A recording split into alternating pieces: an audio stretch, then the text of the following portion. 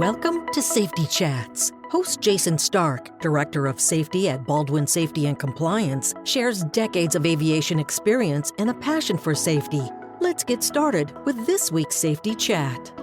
Well, hello all. I think today I just wanted to ramble a little bit about the emergency response plan. So we're going to bring it back a little bit to more pragmatism. Past few podcasts, we've talked a little bit about complexity and how that impacts our operations, but wanted to bring it back to something important when we're talking about safety management systems, and that is the emergency response plan. And specifically, when ICAO and ISBAO talk about the coordination of the ERP, I really kind of want to touch on how, critically important that is. And I think it goes without saying that there is no way an organization could get through an emergency without having many touch points, not only inside of the organization, but outside. And how important it is that those touch points of who we're going to involve, that they be documented in your ERP. Now, when I used to teach this in ISBAO, I'd ask the question of, who do you need to contact should you have an emergency? The one that normally came up first, well, your contact with the media. Well, yes, more than likely you will have contact with the media, so you need to document how you're going to address the media, when you're going to address the media, who is going to address the media, what are you going to tell the media, and then who shouldn't talk to the media. And as a side note, it'd be helpful if you had a policy stating that your employees should not talk to the media about anything about the organization, and that message should go out if you should have an emergency at the very start of the emergency. But going back to these touch points, there's a lot of other entities that you're going to interface with and that you need to interface with. Some of them predominantly being the state. So in the case of the United States, the FAA, the NTSB are going to be two entities that you're going to obviously coordinate with during the course of your emergency, as well as first responders that are on the scene and anybody else that might be involved with the initial response to that accident. So these touch points, especially with state agencies and state capital S, NTSB, FAA, first responders, even in the case of a lower S, these touch points need to be documented. And while it's not feasible that you'll have in your emergency response plan every single first responder agency, that is easily accessible nowadays, obviously by internet. So that could be a policy that you will find the contact for whichever agency responds first. But in the case of the FAA, specifically like your own district office, and the NTSB, which has a published number, those should definitely be included. Other entities that you're going to contact, you're going to have to sit there and frame in your mind what an accident looked like and what help you may need.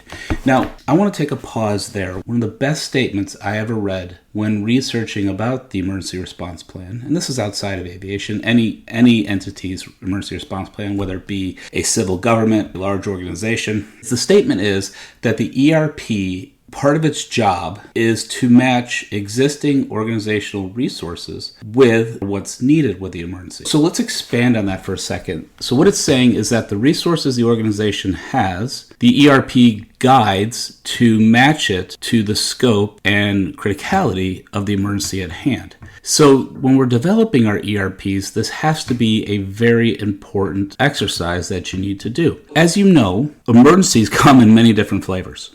And I hate to minimize it like that, but they do. You could have a large fuel spill on the ramp all the way to, well, use your imagination, where there's multiple deaths, complete destruction of equipment, and possibly damage to other parties. So when you think of that, you have to look at these touch points, who you're going to have to contact, who you're going to have to get involved. And then you have to see, does your organization have the resources? Do they have the resources at hand to match what needs to be applied to the emergency? So in the case of like a fuel spill, it may be, yes, you have a fuel spill kit, you have the resources, you're able to contact your local EPA, fire department if they need to come phone, whatever it may be, you have those resources. But if you start looking at events that are orders of magnitude larger, now you really have to ask the question, what are the resources we're going to need? And it very may well be that you're going to have to look outside of your organization to support the resources that are required to manage that emergency. Case in point, when it comes to family assistance, emergency contact notification, a lot of small organizations, they don't have those resources to do it properly. Now, that could be another side note. When I look through an ERP and it states, in the case of an aircraft incident or accident, the chief pilot will call the pilot's family. Is not good unless he or she is trained and to do it right and to do it with another person. Even then, there's still so many things that are not good about that. But let me back it up. So when it comes into things like emergency contact notification, family assistance, salvage recovery, legal implications, dealing with the FAA, trying to navigate the FAA, trying to navigate the NTSB, understanding how to become party, what that means, and how you can best participate in the investigation. Those are all things you need to think about. Do you have the resources to match what's needed to apply to that event? If you don't just make it up and start just randomly assigning these tasks or these needs to individuals where they can't possibly do it. You can't do it just to check a box. You have to, especially in time of emergency, make sure that you can respond appropriately and you can respond effectively. When it comes down to the fact, if you're having to go outside of your organization for events that require more resources, then those also become touch points in your ERP, and you're going to have to coordinate. So, for example, if you are utilizing a third party to provide family assistance and to set up a call center, obviously, not only the contact needs to be in your documentation, but your expectation. And then the expectations of what that third party will return to. That needs to be documented so there's no surprises. So that in the time of need, which I just want to put an asterisk here and say I hope that never happens. But should it, that there are no questions and there are no confusion. Because as we know, responding to emergency, it's really hard to do it mechanically. Having done it myself at an organization, even the best laid plans end up becoming a little skewed because a lot of times it becomes very personal. So ensuring that everything is in place ahead of time and well documented and obviously well trained becomes very important so that we can respond effectively. We can get through it with dignity and with appropriate service to those that are impacted by the event. And then ideally getting back to our business of what we do. That is why it's so important that everybody we need to coordinate our actions with be included in the ERP. Now, a lot of these examples I just used, I talked about third parties, but for some of the corporate operators that operate within a larger corporation, Part 91 Flight Department for the U.S., it's very possible you have these resources in your organization. And it's important that if you do, that you're able to leverage them. And if you can leverage them, then that needs to be documented. That's one of the biggest things that we saw, at least when I was at IBAC, in Isbeo with some of the ERPs, is that the larger corporations, a lot of times they would even have an ERP and would just say, well, corporate will take care of that. That's not really appropriate because, generally speaking, unless corporate and their emergency team is well-versed in aviation operations and who needs to be contacted, then you're kind of doing them a disservice because they may not know. So even if your job is to sit at the table and provide guidance and then have the touch points that are required, such as NTSB, FAA, maybe salvage recovery, that is still important, that you can provide that information to the bigger body, which is the emergency response team of that organization. You still need to have something documented. So this idea of coordinating the ERP, which is what we see in Annex 19 and what we see in the ISBEO and other standards that utilize Annex 19 as a foundation for their standard, what we're seeing for the coordination of the ERP, that standard alone isn't necessarily a call to have an ERP. The intent of that standard, at least from Annex 19's point of view, is that for those organizations that are required to have an ERP, it needs to be coordinated. So having a response is important, but having a response that is coordinated with all these entities that you're going to have to interface with to get through an emergency is absolutely critical, because we're not doing this in a vacuum. We're going to have to bring in a lot of people. And like I said, if there are things that are required that we don't have in our organization, that's going to be more that we're going to have to bring in depending on the emergency.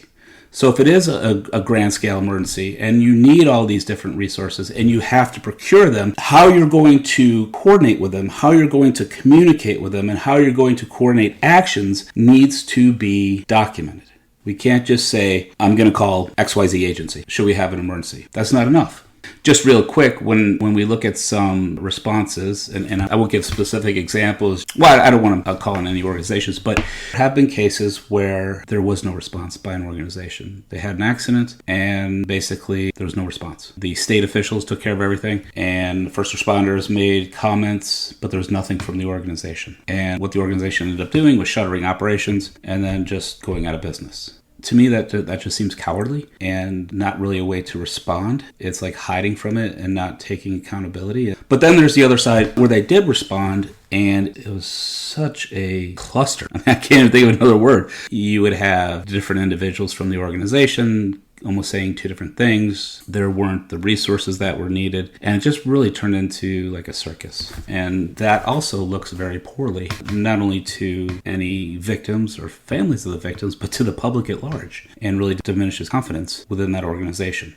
So it goes back to when an event does happen, that you're able to respond. You're able to have the information that you need, that you're able to coordinate actions, that you're able to coordinate responses and efforts, that you're able to communicate with the individuals that you need to, that you're able to procure resources that you don't normally have on hand, but that you have to build your capacity in your organization should the time come, that you're able to do that seamlessly and you're able to do it professionally, so that you're not only paying homage to your own organization's name, but you're also paying homage to the victims of the event, making sure everybody is taken care of, and then learning from that event.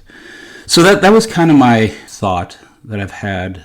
For complete transparency, I was at the airport the other day, the airport here in Houston, and they were doing a full-scale drill where they had people laying on the ground, and just watching them go around, and just hear a lot of confusion. Hey, who's supposed to call this person? Aren't we supposed to be able to do this? Isn't crash rescue supposed to have this? And just to hear that made me think about this. And hopefully that we would never be in that position. It is a time of chaos, but we want to be able to get through that chaos, and we want to be able to do it smartly and appropriately. I hope this is helpful, at least for you to go back and look at your ERP, look at what you're doing, making sure that you're not just schluffing things off to people because maybe you have too many things, too little people. But if you find yourself in a position where you don't have the capacity for a certain scale of event, that you get that capacity, or at least put it on retainer, or find another way to get it. If you realize that we really don't communicate with anybody outside of our team, sit there and think, well, who is it that we're going to need to communicate with? From legal to salvage recovery to first responders to family assistance, media, that all those are well amplified, detailed, and trained so that you can do this seamlessly and you can do it with dignity. Again, I hope it was helpful. We want this to be a podcast of value, a podcast that you go to for information or at least to inspire a deeper thought. So drop me a line, and thank you so much for what you all do out there. Stay safe. This podcast is brought to you by Baldwin Safety and Compliance, the leader in safety management for the transportation industry. Since 2004, Baldwin has been providing state-of-the-art solutions and 24/7 support to the aviation and transportation industries. Baldwin's clients include all sizes and types of transportation operators. Baldwin provides safety and related business services to commercial and non-commercial transportation operators, medical transporters, FBOs, MROs, airports, flight schools, UAS operators, firefighters, OEMs, ground transport operators, and others. Visit baldwinsms.com to discover how Baldwin can enhance your organization's safety program.